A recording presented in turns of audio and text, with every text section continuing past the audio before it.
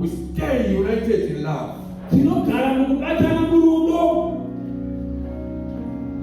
Yabona utakona into established.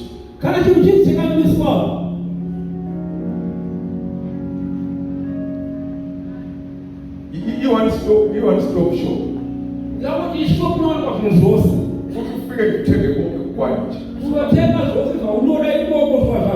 That thing is established.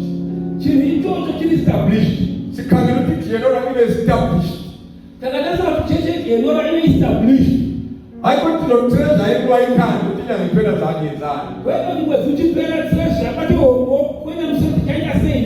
When we are established, certain of our kids, pay salaries. Sepatali district. Sepatali head office. Tate imali sitilei sifuna ukulungisa i-future plan sesiyaphambili. Established. Even umuzi wakho singaphilile impilo ezwisa usize awulisayo. I'm saying in order to do this, stay faithful in prayer. United in love. Obedient to the word of God. Stay connected to the vision. What we are saying is the year of establishment. Nobody remember.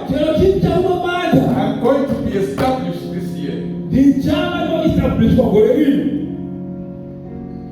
But I want to establish my own.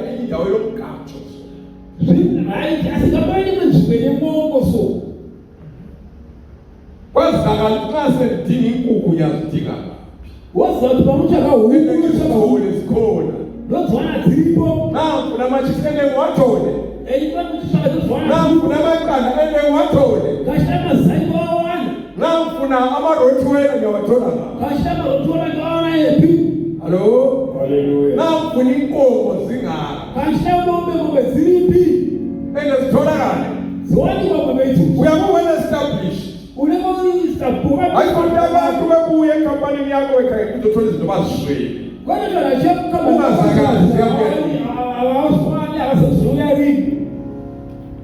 Unkulunkulu asisize sibe established.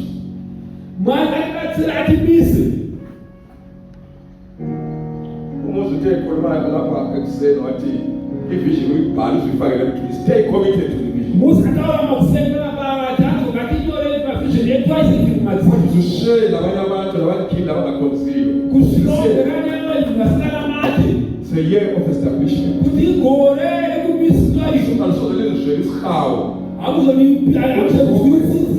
My God is going to be final say. Right. We are moving from survival to stability. What sort of life?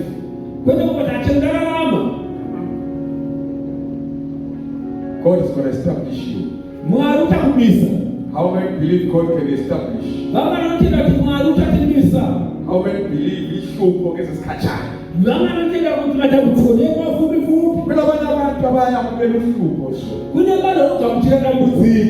How do you embrace this?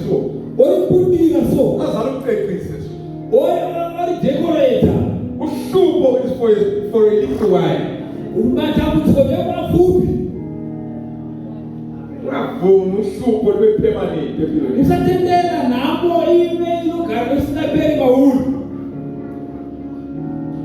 From wandering to other cities to rootedness, similar bad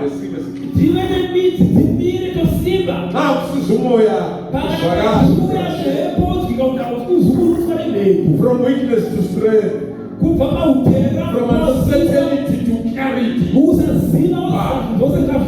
a Habawood?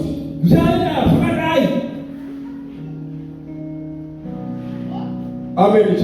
Hallelujah. I'm saying after this season, God is going to perfect us.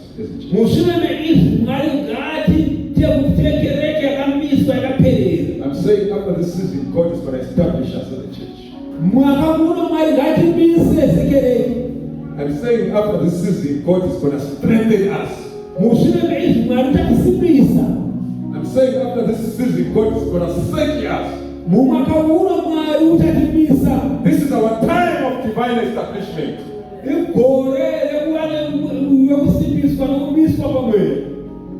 is our time for divine establishment.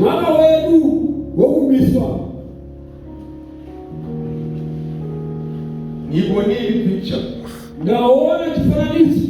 Sipata isikwelete zetu. Mfano tibadala zikwelete zetu sasa.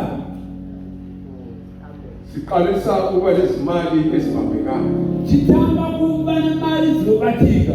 Ati sasa siyafika kwenye ndawo lapha esifuna usikhuleke ngekhathani phansi. Ngoba nashoba manje barathi bona matale zayo sakagala phansi. Ukuze sikwenze konke lokho. Kuthi bovita zosa izi. There should be no spectator. Hakuna mtu anakuhubira au kutaifa. All of us are workers. Tuose tilibashandi. Kwanise uba le company well established. Au kwanise uba le company yakamira. Okati lechona beli. Anagada usora marara. Kangena reception ule. Kansoba reception sekarara. Uthi nga ungena office na kuna muntu. Uchiswa office ya office mata mamuntu. Now figure amashelf dala wala amashelf photo in pending and out. Kudawa isoma shelf sanyanzo in pending out. Ngaba yabacala sekuphending abafuna bafumile. Bamasu kulo depending abasungula in na out. Upending uthola uqobo lenkumbe ngaso. Zilakuyitwa ngathi akazala leyo. Pending chocho. Zilibuzi zishima zipending nje. In order to be established as a church, we need sons and daughters.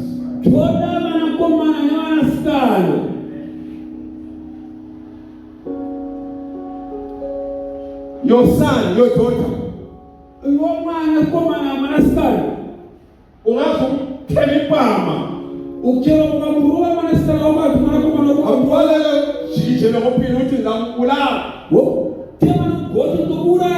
Uti papano umtoto kusara kasuki ave kukibo kupamba napeto anzu wewe your son your daughter mwanangu mwanako mwanasana wapo unamtenda kuti kanda kulu unamtuko wote zo tokio muntu tokile mwana akakala mtu tetesi amachema utomtuka akachinja sipo achinja mtuko wake kasuki kaya beba musha ichesi ya ulimi kina sons and daughters kireke amalusha wanako manasta that way we position ourselves for establishment. Ungazothathiswa uyisho awuhambi birth certificate. Ungazothathiswa unyoko awutshintshi utazazalwa nguye. We need that attitude in the house of the Lord. For sons and daughters. Workers, not spectators. That's why we are going to be established. We fail to stand as an established church. Mama is saying they are spectators. Workers are few.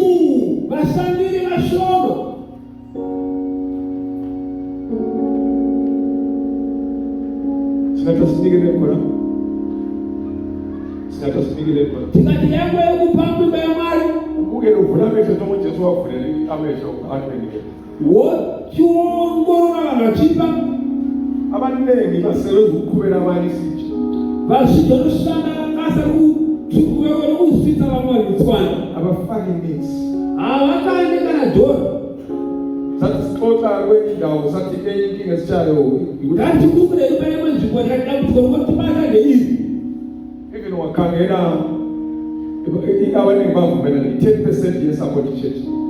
Uyathetheza ukuthi udonga 10% church bazulu ngoba nosupport church bazana nosupport church itebabukela. Yima 80% bakubukela zabo. Na ufuna ukubona. Kawufika kuzulu. Uya la.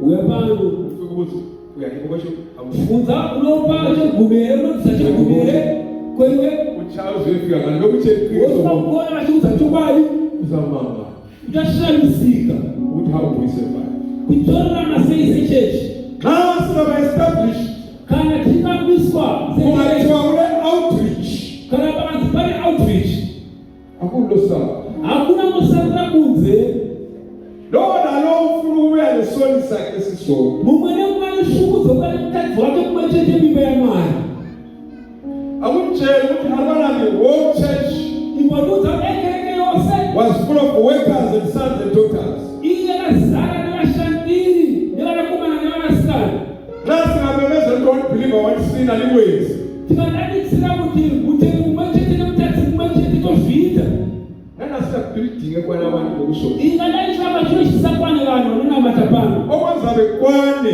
chirati vanhu vakwane mudo zoyela masibektete njinenkosi muimba yemwari vakazara vanhu vanourera cheka ruboona khona mamemezela iprayer ukadadisira munamato ngicela uzibuza ukuthi abantu laba bazaphendula echechi unozvibvunza kuti vanachadzoka kuchechi mangwana ukuthi kule prayer wati pane munamato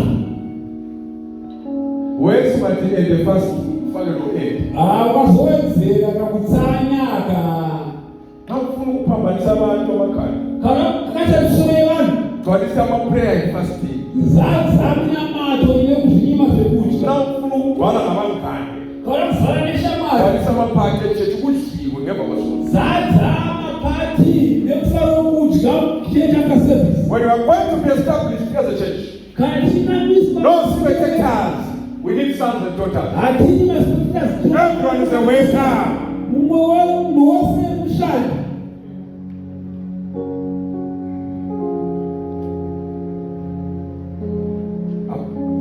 mwenye akachoka na wesipizeti mumwe akaitaura naye ukusipizeti esithi sesavumela ukuchwapa kukhulunywa problems takatenderana kubasa kuda kuchataura kuti matambudziko sitikula ma-challenges tinoti pane zvimachallenges we've got some challenges tine machallenges sithi siyadlula lapho zvinoda kuti hayi zvikupfuura funa lamhlonyaka sikhangele ngalelo lizwe gore rinokatare nyeziso iyoyo siphinde sikhumbule ukuthi no problem is permanent torambara kuti hakuna problem kana dambudziko kumira nekusingaperi moment dambudziko ndekwafupifupi but glory is permanent asi kubwinya ndokusingaperi siyangena enkazimulweni sizahlala enkazimulweni tinopinda mukubwinya tagara mukubwinya Jesus is the final say.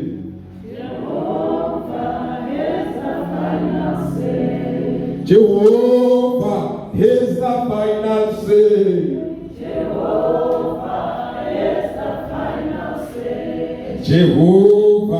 is the final say. Jehovah is the final say. Jehovah is the final say.